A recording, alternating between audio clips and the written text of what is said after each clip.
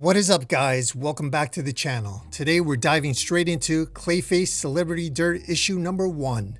Now, we all know Clayface as Batman's giant, mudslinging powerhouse, but what happens when his greatest weapon, his identity, is completely stripped away from him?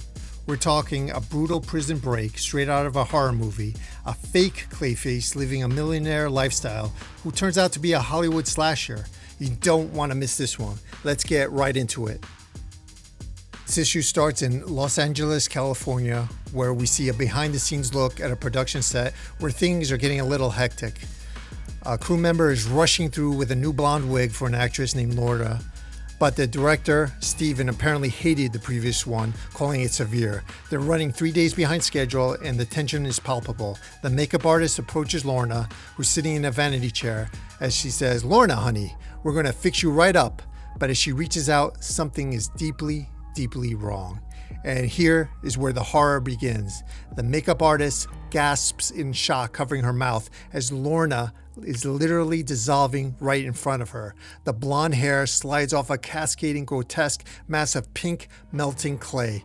As we see the narration say, "Meltdown," that's what they called it. Now cut to Gotham City, Arkham Towers. We plunge deep into the high security facility where Clayface is locked in a containment box. He's yelling, "I don't belong here. I tell them every time they put me back in. Arkham Towers is a place for small people, lost people. I'm not small. I've never been small. My name is Basil Karlo, and I'm a star." But sitting across from the box is a calm, unimpressed psychiatrist who immediately shuts him down, saying, "You're not Basil Karlo." The monster tries to plead his case, shouting, "You gotta hear me out, Doc. I'm reformed, I swear." The doctor reveals they are actively heating his containment box, specifically to keep him from shifting shapes. When Clayface insists his mental health is completely cured, the doctor looks at his files and says, "Let's start here. Your papers list you as Todd Russell." The doctor pulls out case files of different creatures, explaining to him that he is just one of 8 known Clayfaces. He tells him that even a DNA test wouldn't help because all 8 of them share the exact same biological signature. The monster tries to counter with, "I'm the Clayface that is an actor," but the doctor brutally delivers the blow to his ego as he says, "Basil Karlo is a movie star, acting right now while you're stuck in here." And that rejection triggers absolute chaos. Clayface thinks to himself, "Not for long, I'm big. Even in here, I'm still big." He starts to expand and throw himself against the containment unit. We see the heavy-duty walls fracturing as a tiny crack appears and he starts leaking out of the crack in the frame. He is breaking out. Over in the security control room, alarms start blaring. The monitors flash with warnings, "Cell breach, corridor 115. A guard named Bob looks annoyed, asking, "Again? It's not that alligator guy, is it?" Bob and another guard draw their weapons and head to the cell, only to find the containment window completely shattered. Bob mutters, "Oh crap. Where is he?" Right as we see the clay pooling around their boots and dripping heavily from the ceiling above, we see a massive swirling vortex of red and orange clay covered in gnashing teeth and glowing eyes hanging right above him.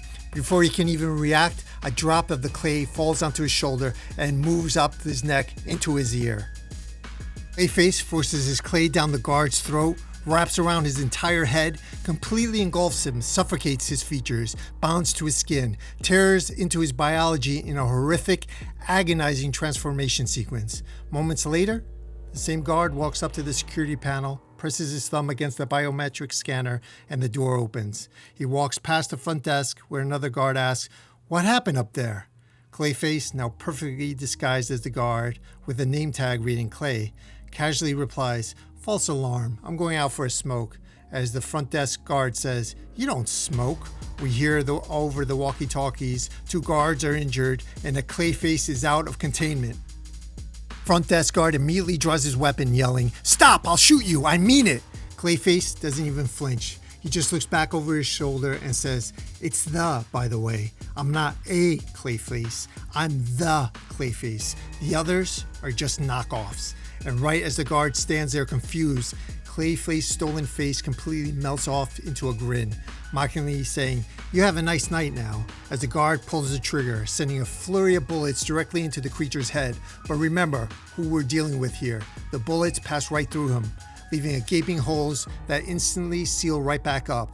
Realizing the gunfire isn't doing anything, the puddle of living sludge slips right down the drainage grates on the floor, sliding down the sewer shafts, escaping into the pitch black tunnels under Gotham City.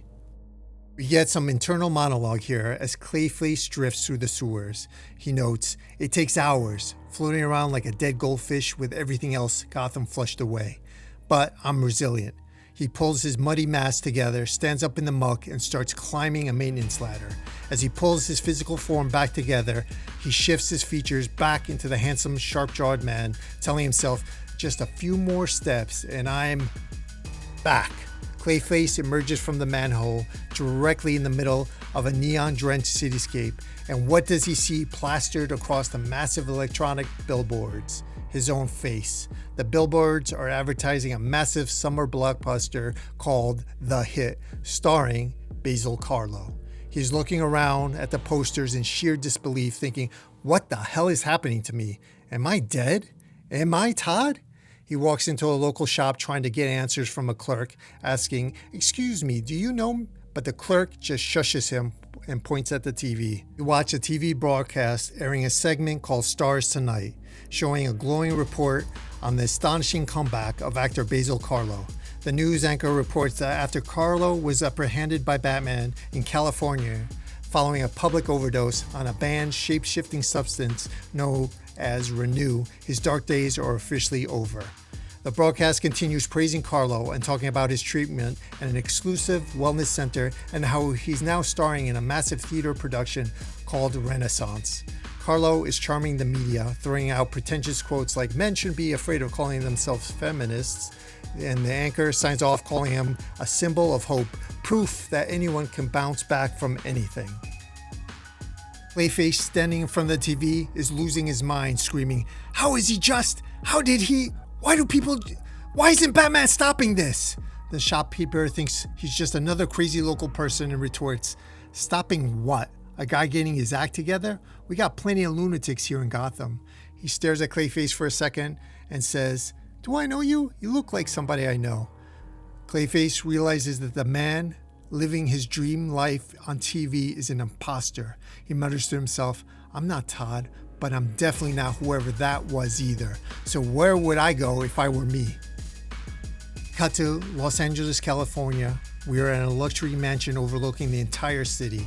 A beautiful woman in an elegant gown is looking over the floor-to-ceiling windows, completely breathless, saying, "I've never been here before. It's beautiful." Behind her, Basil Karlo walks up, casually playing it cool. "What, this old thing?" "Picked it up on the cheap on the market and restored it." They start slow dancing in the middle of the glass room. She smiles, saying, "There's so much glass. It must be like living in a fishbowl." Karlo smirks, replying, "Yes, well, I'm used to that feeling." But things take an incredibly dark turn very quickly. He tightly grabs her wrist, staring at her cold, dead eyes, demanding to know, "Would you have come up here if I hadn't bought you this?" The woman tries to pull away, terrified, stammering, I didn't ask for this." Karlo drops his charm. His face twists into pure disgust. He puts on a tight leather glove, saying, "Money, looks, celebrity. It's so predictable. What makes you tick? I thought you were looking for a real human connection." He violently grabs her, tilts her face up as his skin begins to shift. He whispers, "Maria, do you want to see something else you've never seen before?" We cut to outside the mansion and a blood-curdling scream echoes across the Hollywood hills. And that, guys, is where this chapter leaves us. If you can support the channel, do me a huge favor, hit the like button, subscribe if you haven't already, and I will catch you next time.